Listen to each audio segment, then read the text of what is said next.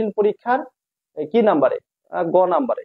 ওকে, মানে গ নাম্বারে যে অঙ্কটা সবচেয়ে বেশি আসছে এখন পর্যন্ত, সেটা হচ্ছে এখন যে ইকুয়েশনটা দেখাবো সেটা। ওকে, এখন ইকুয়েশনটা কি, যদি কোনো একটা প্লাসকে, এই যে এরকম হচ্ছে একটা প্লাস আমি দিলাম, তাহলে এই প্লাসটা হচ্ছে এরকম, হ্যাঁ এরকম, মনে করে এটা হচ্ছে একটা উচ্চতা, এটা যে কোনো একটা উচ্চতা অঙ্কে দেওয়া থাকলো, আর এরকম করে একটা লিখছি। এখন যদি আমি এভাবে কোন একটা প্লাসকে নিক্ষেপ করি, তো প্লাসটা তো একটা সময় না মাটিতে পড়বে, তাই না? এটুকুতে কোনো সমস্যা নাই। ক্লিয়ার? আচ্ছা, এখন আমাকে বলা হচ্ছে যে প্লাসটা একটা সময় মাটিতে পড়বে, ভালো কথা, কিন্তু মাটিতে পড়ার আগে ধরো প্লাসের অবস্থানটা এখানে। ওকে, এই অবস্থায় প্লাসের কিন্তু একটা বেগ থাকবে, অর্থাৎ লব্ধি বেগ থাকবে, সেই লব্ধি বেগের মান থাকবে। এখন আমি ধরে নিলাম এই অবস্থায় প্লাসটা আসতে যে টাইম লাগছে সেই সময়ের মান হচ্ছে টি, অর্থাৎ এখানে প্লাসটা আসতে যে টাইম লাগছে সেই টাইমটা হচ্ছে টি সেকেন্ড।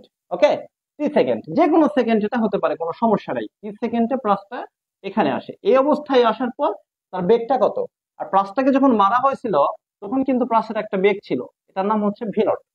তাহলে প্লাসের প্রাথমিক বেগ ছিল ভি নট, প্লাসটাকে আমি মারছি ভূমির সাথে সমান্তরালে, অর্থাৎ নিক্ষেপণ কোণের মান হচ্ছে 0 ডিগ্রি।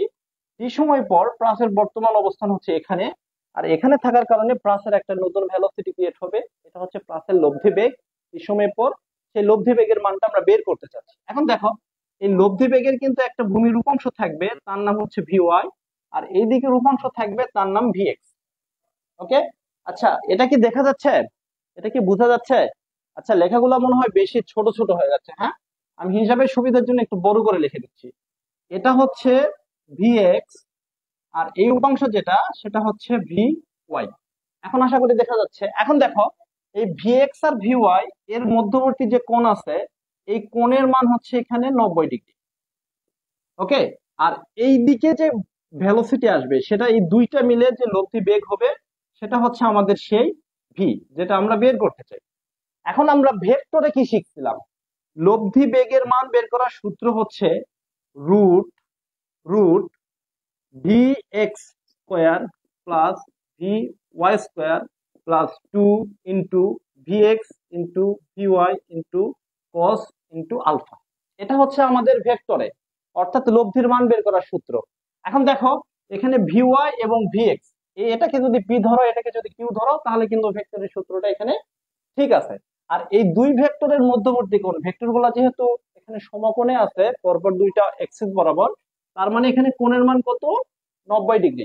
ওকে, এখন যদি আমি এই কোয়েশ্চেনটা এখানে লিখে ফেলি, তাহলে দেখতে কিরকম দেখাবে, ভি এক্স স্কোয়ার ঠিক আছে, প্লাস ভি ওয়াই স্কোয়ার তাও ঠিক আছে, plus 2 V X V Y cos আলফার মান 90 ডিগ্রি। আমরা জানি কস 90-র মান 0, কস 90-র মান যদি 0 হয়, সুতরাং এই পুরাটা মান কিন্তু এখান থেকে বাদ যায়। আর এই পুরাটা মান যদি বাদ চলে যায়, তাহলে আমরা এই প্লাসের লব্ধি বেগ টি সময় পর, এই প্লাসের লব্ধি বেগ, তার সমীকরণটাকে কিভাবে লিখতে পারি, তার সমীকরণকে লিখতে পারি root V X square plus V Y square, আর এটা হচ্ছে আমাদের লব্ধি বেগের মান। ওকে, ভি, তাহলে এটাই হচ্ছে আমাদের টি সময় পর প্লাসের লব্ধি বেগের সমীকরণ। ওকে, এখানে হচ্ছে আমাদের আনসার শেষ। এখন যদি অনেকেই বলে এখানে ভি এক্স এর মান এবং ভি ওয়াই আছে, এই দুটা কিভাবে বের করব, তার একটা সমাধান আছে। ওকে, তার সমাধানটা একটু দেখি। এই যে ভি এক্স যেটা আছে, সেটা এই যে আদিবেগ, যেটা আদিবেগের ভূমি রূপাংশ। ওকে, এটা হচ্ছে ভি এক্স।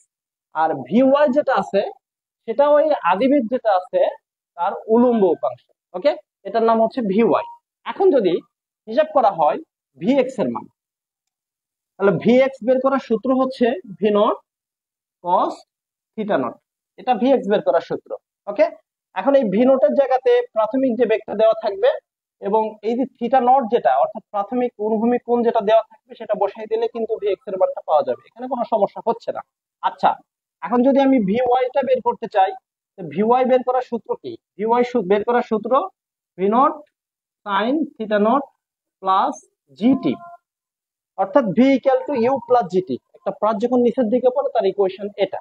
এখন আমি যদি এখানে মানটা বসাই দিই, ভি নট সাইন থিটা নোটের মান 0 ডিগ্রি, ওকে, প্লাস জিটি, সেক্ষেত্রে কি হবে, সেক্ষেত্রে এই ভি নট এবং সাইন 0 ডিগ্রির মান পুরোটা 0, এখানে 0 লেখা যাবে, প্লাস এখানে লেখা যাবে কি জিটি, আর এখানে লেখা যাবে ভিওয়াই।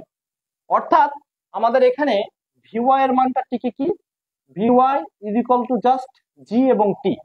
এই দুটো জিনিস যদি জানা থাকে তাহলে কিন্তু আমাদের এখানে ক্লাসটা শেষ, মানে এখানে এই হিসাব নিকাশটা শেষ। ওকে, আর এই টি জিনিসটা কি, টি অঙ্কে উল্লেখ করে দেওয়া থাকবে। অর্থাৎ প্লাসকে যখন নিক্ষেপ করা হলো, ধরে নিলাম আমাকে বললো প্লাসকে যে নিক্ষেপ করছি, এই নিক্ষেপণ বেগের মান 120 মিটার পার সেকেন্ড।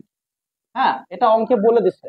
এখন বলছে যে এই প্লাসটাকে যখন নিক্ষেপ করছি এখান থেকে T is equals to 2 second.